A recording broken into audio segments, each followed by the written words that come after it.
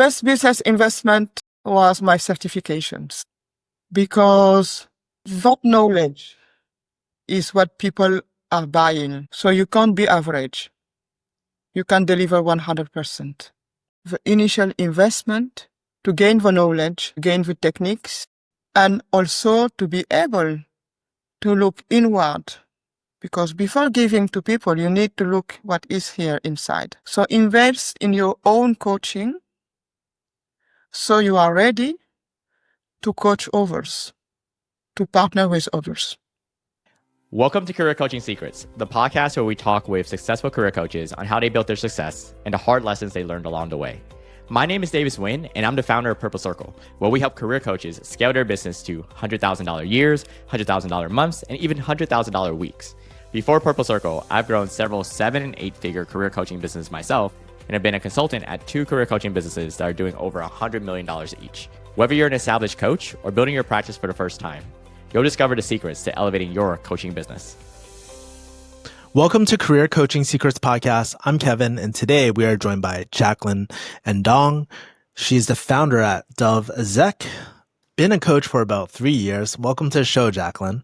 And so one of the first questions I usually ask on this podcast is your origin story, the lore, like how did you get into coaching and what made you want to make a business out of it? I spent 25 years in IT. Not that I loved it, but I used to have good salaries. I traveled a lot, and I work in many countries. So it was the easy flow, the easy way to find a job and just, let's say, it's out reinventing the wheel. And 3 years ago, almost 4 now, I lost my job. We had an acquisition and fusion, and I got made redundant. And it is not that I did not expect it. Let's say that it triggered something in my head, which was, why are you keeping doing the same job in IT? You don't even like IT. So what do you want to do? Okay, you are 50. You spend all your life doing this. For what? Okay. So big crisis moment, big questioning, till I met a wonderful lady who was a coach herself.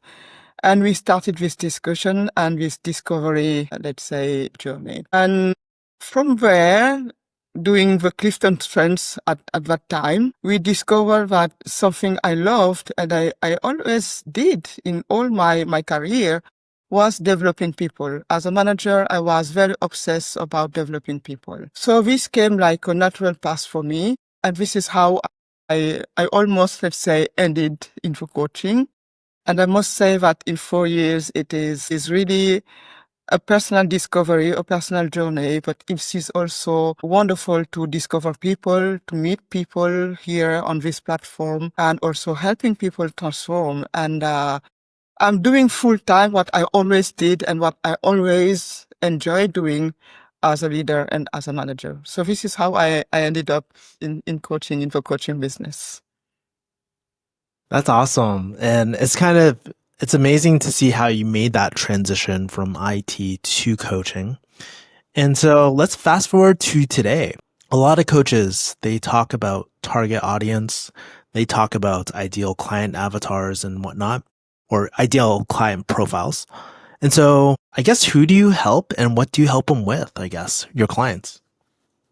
So ideal client has been for me a long search, okay? Because when you start as a coach, you wanna help everyone. I wanted just to help everyone transform and develop as I did. Many people I was meeting, many coaches started talking about the ideal client, ideal customer. Who do you want to help? At the beginning, everyone said, you are from IT, so help women in IT because this is a niche where no one is. But I just realized that, again, it was leading me to IT. So yes, helping women, but not necessarily in IT. So I started helping women in IT anyway. But then I did not feel connected. I didn't like it. My story was not that. Then I moved to, again, helping everyone, but it did not work. So today I finally found who I want to help. I'm helping first-time leaders, managers, mid-managers to take their role and be fine with it. Okay, because what I discovered is when I became manager myself, I had no training whatsoever. I had been nominated because I was, let's say, a top performer. From day one, I just received a team in legacy and I did not know what to do with it. And the first year of management has been very violent, out completely. Okay. For trying to do my best, trying to be a leader, trying to invent the job. Everything I did not know, I learned it from the job, and that completely destroyed how I approached leadership and management.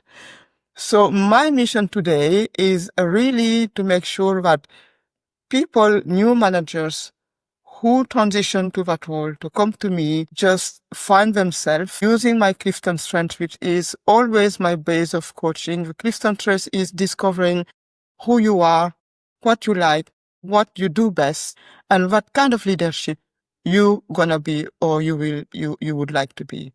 And from there, I help those people just to take the role and become really not becoming, because I think we are all somehow leaders in our heart, but showing the kind of leadership you wanna be without any complex and without any overdoing it. And most over, discovering what are your blind spots, because as a leader, you sometimes do something that you think it is the right way, the good way, but then using that kind of test, you can discover what are your blind spots and correct that. So to be, let's say, a full-rounded leader. Well, there's just so much there that I really liked. I love Clifton Strength Finders, by the way. But you mentioned some interesting things. You mentioned blind spots, and then you mentioned how, like, a lot of, especially in your situation, you never got training to be a manager. And so do you notice any, like, patterns of maybe problems or challenges that people come to you for? So the main challenge is basically who I am. What happened and what I discovered and what I'm now seeing as a pattern is when you go from best performer, like individual contributor, you exactly know who you are, what you do, what you are good at. You perform, you have your business. But when you move to a management role or a leadership role, you are not you anymore. You are at the service of a team. And sometimes you lose track between who you were and who you're becoming and what people think about you and who they want you to be. So my job is just to say, you are still the top performer. You were good. This is the identity you had before coming. That identity is not erased. It is simply transformed to something else. So let's discover what something else is. Who, as a manager, you want to be? What is the impact you want to have on your team? How do you develop people? How you make sure that you gain trust, gain respect? And how do you make sure that you as a person, you keep your integrity all the way along while helping others people doing it? Leadership is a mission. So how do you tackle that mission? How do you enter that mission and serve people? So people come to me because most of the time they are just lost in the middle, lost in translation between top performer, manager, leader, helping people and keeping your soul, because it is about your soul. Are you empathetic? How do you it? Are you introverted? How do you manage a team while being introverted? How do you keep yourself by being introverted? So all these, let's say, different pieces, I help people to put them together using the Clifton strength so they can be complete as a manager. Things I was not when I joined the first time manager role. It was just super hard because I was trying to be someone else. I was not. And that disconnect, this is what completely exhausted me and caused me burnout. So I'm helping people just to say there is no disconnect. You are you. I was Jacqueline by then. I was still Jacqueline as a manager, but I was just needed to find my new place in this puzzle thing. Okay. Changed my shape, but it was the main one, the same one. Thanks for highlighting that, by the way. I always like to understand like the actual problems that your ideal client profile is like kind of going through. Now let's go back to your business for a second. Let's talk about marketing. How do people usually find out about you, and what kind of marketing are you currently doing right now? So I boldly chose LinkedIn. Okay. I started posting on LinkedIn maybe when I started my business, basically.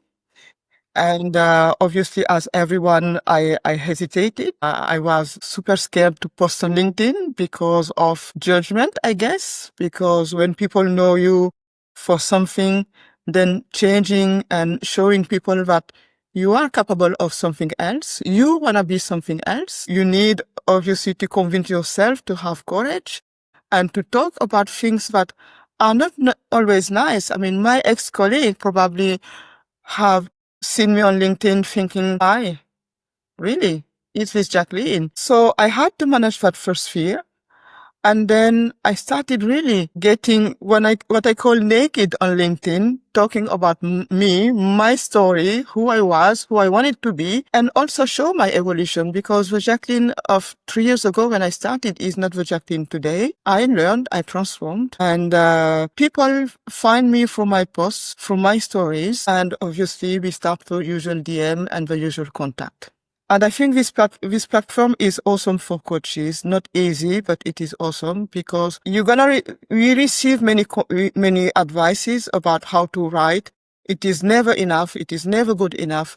But I am convinced now that your ideal client always found you. The posts arrive to people who need it, and this is how they found me, I guess.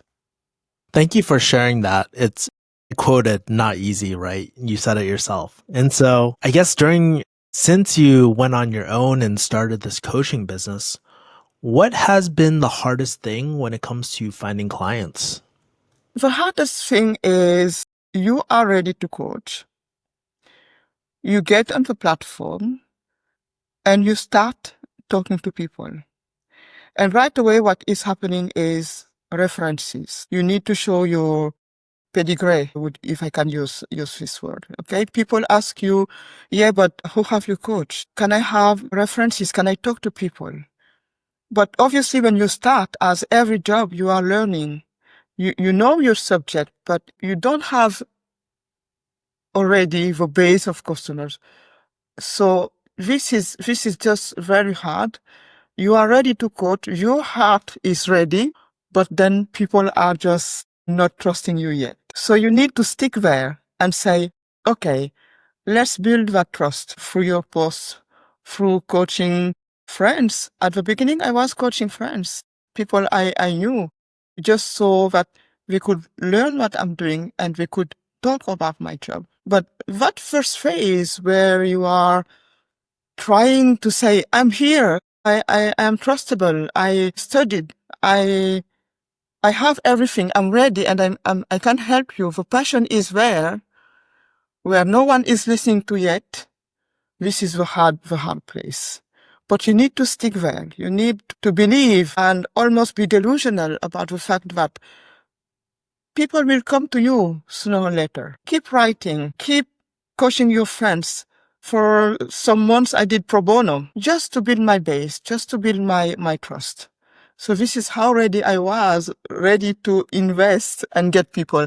And today, I almost have to put people on waiting, because once people started, I have people who, after the initial package, came back or sent me friends, sent me family. But it took me 1 year to get there, 1 full year. It's also a long time when you start your business, when you don't earn money yet and people don't trust you yet.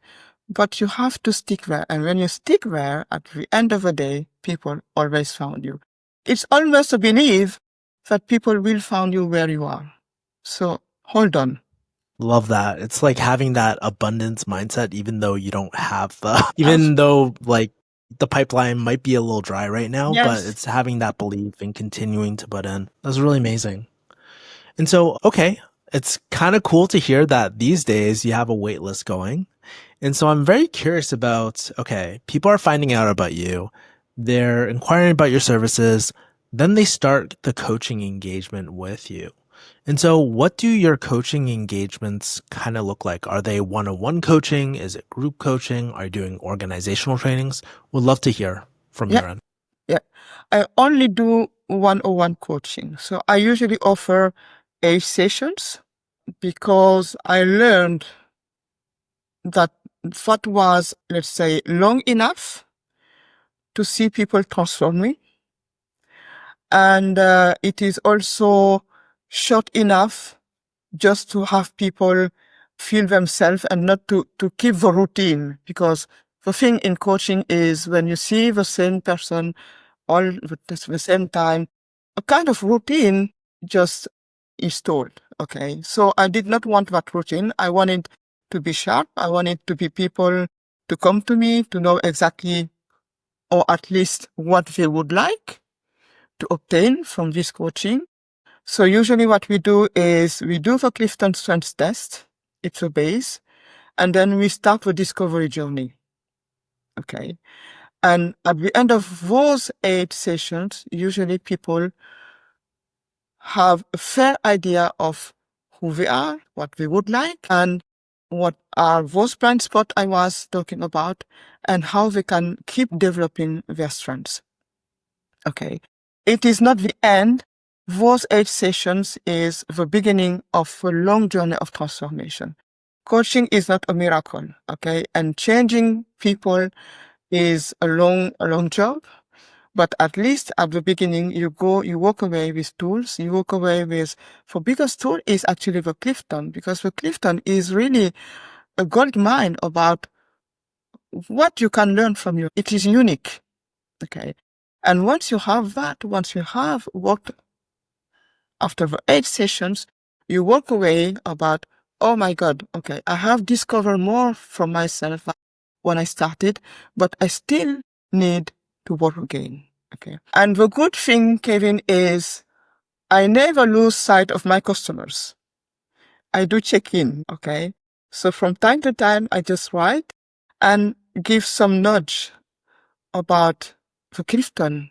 So people keep looking at it, keep coming at it, and keep working. Because it is very easy to have a test. While we are working together, it is very easy to stick in it.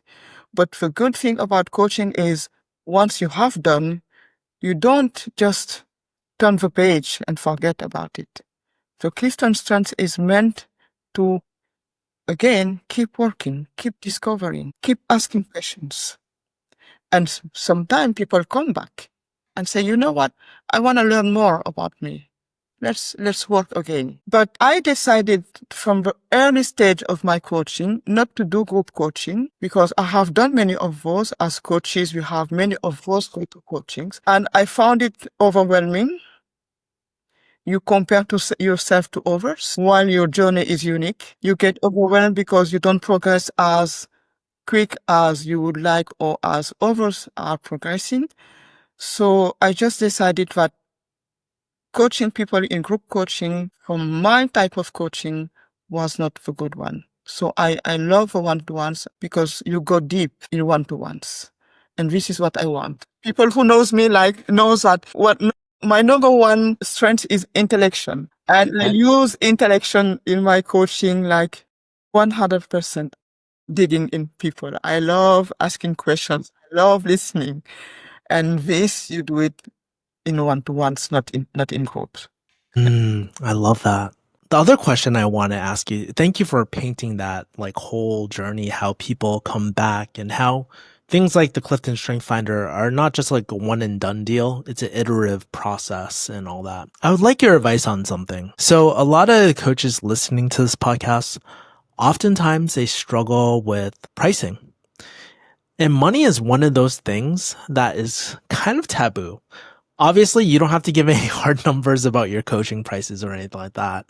But I'm kind of curious about what pricing strategies have you kind of gravitated to? How do you think about structuring your pricing? Because the previous coaches that have come on this podcast, some of them do hourly, some of them do project based, some do value based, some just do flat retainers. How do you think about your pricing? A great question, because I think we all go through it. Okay. And what I learned when I started my coaching is my way of approaching money. In my private life, I don't like to speak about money. Okay. So crafting my package and give it a price has been very difficult for me. Too expensive, not enough. What is the value? So what I discovered, aside the fact that I did not like to speak about money, was what was my worth, my self-worth. How much do I think that the transformation I give to people is worth? So when I have fixed that, then I have decided how I want it to work. Did I want to have many people to get to a certain amount? Would I decide that 2 people a month is enough? Okay. So how much do you think that your package is worth and how you want to work? This has determined my package. So I decided that my transformation was a certain amount and I was perfectly fine with it. And I decided that 2 or 3 clients a month was perfectly fine with me. Balanced, because I have a family, I have teenagers. I wanted a life. After working so hard in the IT, I wanted a life where I could take my time. So I decided that my packages would help me with 2 or 3 clients a month to live fairly and to live enough and to be happy about the work I'm doing. Okay. So now I'm absolutely upfront about my prices, meaning if you go to my Calendly and you book a free consultation to know me, you know exactly how much you're going to pay. Okay. Because I want people to come prepared about the investment we're going to have to pay. And also that we take off the elephant in the room. If you think I'm too expensive, then I'm not for you. Okay. If you are serious, still we can find an arrangement, but know my price upfront, know how much you're going to invest, and know that you have a guarantee, and I will stick with you till you reach what we have agreed. So I have solved my issue with money. Okay. We don't talk about money. You have it. You have seen it. This is my price. Let's talk about you and your coaching and your journey. Yeah. There's a few different ways that people do pricing from what I've noticed. Some of them, they go try to find out what others are charging. Some of them try to figure out the value to the client and then price to the client. But the way that you did it, it was your own, you base it off yourself, self-sustainability, I would say, right? The cost of a relationship with money that is sustainable for you long term and to make it resentment free. It's really, really interesting. It's funny because when you go to a shop and you buy something, you are able to understand the value you are getting from the product you are buying. Okay. And by the way, you don't negotiate. You go, you buy it because you want to use it or because you like it or because anything. But when you are in the other side and you are trying to package your coaching, you just convince yourself it's too much, but too much respect to what? Okay. Yes. And it was funny because I'm a salesperson, so I know exactly what a price mean. I know what a product mean and what a price mean. But when I sat down to evaluate my own pricing, to evaluate my own product, then everything comes in mind. Yeah, but it's too much. People will never pay to get this. And you try to convince yourself that it doesn't worth it. Okay. Yeah. And just get out of that zone. convince yourself that you are giving a product, and that product, if someone comes to buy it, it means that it has a value. So be straight about the value and just give a value. Okay. It's really interesting the way that the mind works and price anchoring and So what we compare pricing to and all that. So it's really interesting. Thank you for sharing that insight. I appreciate that. Now, I want to switch gears here. I'm actually really curious about your future goals. And I guess, where do you want this coaching business to take you in the next few years? Do you have any secret dreams, big ambitions, desire to hire, scale? Would love to hear about that. it's a question, it's a funny one because I have it in mind actually. And this is something I sit a lot and think about. I have ambitions, but I don't want this coaching to be a factory. Okay. I still want to have time with people. I still want to satisfy my strengths, which is really knowing people, spending time with them. But I realized that I was doing many things myself. Okay. So I think it is time for me to have a sort of delegation. So to hire people who can help me free more time. So instead of 2-3 people a month as I have now, maybe I can have 5-6 clients a month and still be good with it. But I need people around me to help me. Okay. I also want to keep having time to read because I am a learner and I need to satisfy my learner. Otherwise it doesn't work.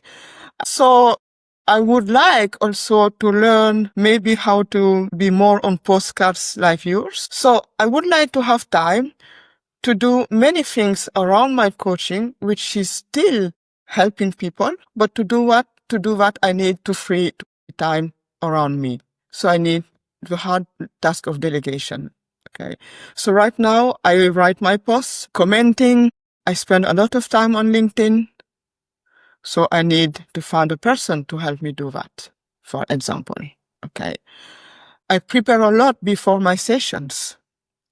So I need to figure out a way to do that and maybe learn to trust myself more. Micro tasks I'm doing that is the limit of perfectionism on my case that I need to leave so I can increase my customer capacity every month so I can help more people. So this is my goal. Okay. Expand, but not expand crazy. How do they say? I think there's a term, controlled chaos, I guess. Yes. Let go of a bit of control here. Because the good thing is you coach people and people come for you. Okay. But it does not mean that you need to be a one man or one woman band. Okay. So I need to increase my team so that the time I'm dedicating to my customers can be bigger. So I can reduce my waiting list. But my waiting list is long only because I choose to coach few people a month, but maybe I can help more people by letting go of many things around. Okay. Reduce my time on LinkedIn. This already would be a good, let's say, a good way of buying my time for my customers. I think you said something really interesting. I think when you're one person, when you're a solopreneur, when you're the single person, people do come for you. But then I think as time goes on, people still come to you, but they come for your taste, your judgment, the way you think, and the way you create this organization too. So I'm really excited to see how your business evolves like over time too. So that's really exciting. I do want to switch to a game if you're open to it, Jacqueline. This game is through the lens of business investments. As you know, a lot of coaches, they spend money on coaching, training, marketing, team members, a lot of different things, right? It's like any other business. And so I'm kind of curious about your personal investments. I'm going to prompt 4 different phrases, and you just tell me the first thing that comes to mind. I'll ask you a question at the end, summing it all up, but just tell me what comes to mind, okay? Okay. Jacqueline, what was your first business investment that you remember? Writing posts on LinkedIn. Complete waste of time. Complete waste of time. Complete waste of time and money. What was the investment there other than time? You mentioned the money aspect. I am so happy that you ask these questions because I know that coaches out there, the first thing we do when we are on LinkedIn is to find someone to tell us that our posts are not good enough, that we are not writing the way it could be, it should be, etc., etc. So obviously you want to learn. So you spend a lot of money there. I spend a lot of money trusting people to tell me what I should write and how I should write it. In group coaching, where most of the time I was not fine, okay, it triggered on me the competition, the feeling to be behind, because as I said, in group, you have people here, you are here, or you figure out that you are here. I completely stopped. Okay, I completely stopped paying that because I realized that what I had to write was in here, not in someone else's mind. My style is mine. The way I talk, the way I write, and by the way, when I said people come to you, so the way they read my post is that they're gonna get. So I stopped polishing my posts, my tone, and everything. That was a waste of money. Don't do it. Thank you for sharing that. Okay. Last business investment you made. I did, or many people do, is again paying people who promise that they're gonna give you clients. The coaching business is a long journey. Setting your business takes time. There are no shortcuts. And this, I say it really because I think I fell in all those traps. I spent a lot of money at the beginning. I wanted customers quickly. I wanted to learn quickly LinkedIn. I wanted my business just to be up and running. None of this happened. I had anyway to do the hard job, which is writing, DMing people, building relationships, taking the calls, and selling my business. No shortcuts. So before spending any penny, ask yourself, really, is it me? Does it worth it? Okay. Is it money that I can spend for myself so I have my peace of mind to do my coaching and I'm not stressed about how many customers I'm going to have by month? Because this is also the elephant in the room, is how many people do I teach to be able to live from my coaching? But if in the meantime you are leaking money because you are investing in many things that does not worth it, then it does not work. Okay. So relax, do the job, do the heavy lifting, and sooner or later, your customer's gonna find you. This is my true experience. You have no idea how much money I have spent. Today, 3 years after, just to say how stupid I have been, how ingenious I have been. Okay. I listened to too many people who promised me too many things that they did not deliver, but in the meantime, I spent that money. So don't do it. You jumped ahead to my reflection question, but we'll move on. We'll move on. Last two prompts. Best business investment. Best business investment was my certifications because that knowledge is what people are buying. So you can't be average. You can deliver 100%. And I'm not talking about the experience you need obviously to run and to get and to find. Okay. I'm talking about the initial investment to gain the knowledge, gain the techniques, and also to be able to look inward. Because before giving to people, you need to look what is here inside. So invest in your own coaching so you are ready to coach others, to partner with others.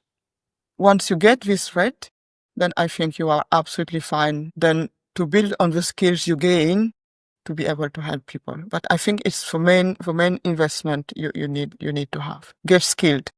Last prompt. Worst business investment. And these might double, but what's the worst business investment that comes to mind? Well, I think the worst business investment really was believing that miracle gonna happen overnight and paying people who has promised me miracles overnight. As you reflect on your investments, your business investments, I'm sure stories and memories are coming up in your mind. And so as you look back, I guess how has your decision-making process in what to invest in changed over the years? You alluded to it. You said that you're a bit more cautious than Yes, before. cautious. Is there anything else you would add to that? Cautious is the right word, but it is not even about cautious. It is about thinking that success is something quick. So the thing is, there is no overnight success. And the thing that LinkedIn triggered is that I have seen everyone looking successful. Every coaches I knew, even in my group coaching, had many likes, many impressions, seemingly customers. So I wanted this. I was like, okay, so how do I get that? How do I get more impressions? How do I get more like on my posts? How do I make sure that people find me? And I forgot a simple thing. It took time to those coaches who started maybe 1 year, 2 years before me. We were in the same group, but they started long time before me.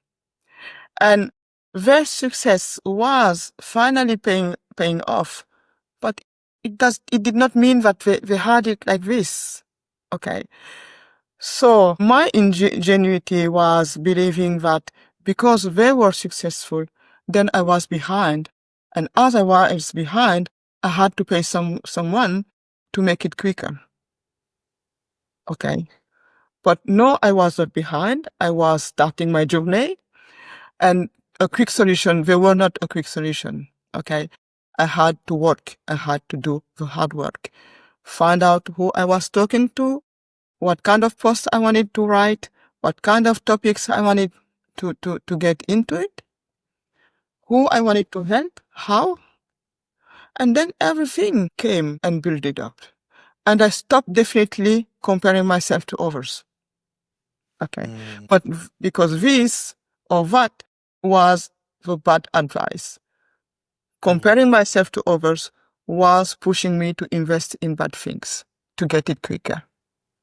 Okay. No way. Jacqueline, last question. How can people find you and connect with you? Mainly people found me on LinkedIn. It's funny because many people DM me after my posts. Okay. But not the posts where I talk about leadership, because you have so many of those, but the posts where I, as a person, connect to them. Okay.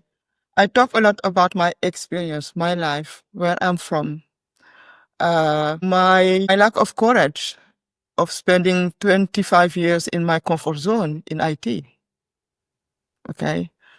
How I failed of my first time manager, but how I recovered because I learned, and how I moved on, how I built it my own transition from IT to coach. My struggles, what we shared right now. Okay. So people just connect to that, and we start on our DMs. Okay. I chat a lot. So when I said I was spending a lot of time on LinkedIn, I chat a lot with people. Okay. I'm not the heavy seller. I don't like selling. So we chat, I explain, we talk, I ask questions. My intellection ask questions. And most of the time, I remember one of the latest client I took 2 days ago. I started talking to her back in March 2025. March. Giving hints, asking questions. Mm. Just digging, like putting for a rope, having her come to me. And she's now a customer, and we are starting our session tomorrow. Very cool. By the way, when I asked how do people find and connect with you, like where can they, if they're curious about your services, what I meant was if they are curious about your services or just learning more about you, what is the best way? Is it through LinkedIn? It sounds like LinkedIn is a really great way. Any other ways? Yes. I have found my sweet spot there. So one of the development, we talk about how I see my coaching developing. Obviously, I think it is time now that I have a proper website, which I do not have. Okay, my bad, but I will, I will now take care of this because this is a request people often ask me. Okay, but where do I found your packages? So this is the first thing. But usually people just contact me and ask about my packages. And obviously I have flyers where I explain my 8 weeks of coaching, what you get, what I guarantee, everything. So for now, it's really me doing everything. Let's say I am a small boutique for now. Okay. But obviously it is time that I have my proper coaching shop. So I'm working on it. So be patient. But because I discovered that patience is the virtue of coaches. So be patient. I'm going to build up everything. But yeah, if you wanna find out about me, just DM me, just connect with me and, ask your questions. I offer a free coaching call because I think it is just for people to know me face to face, to connect and to decide if we are a right fit or no. So if you want to find me, you can find me. There is no worries about that, but just on LinkedIn. Absolutely. A few things stick out to me, Jacqueline. It was just so nice having you on here today.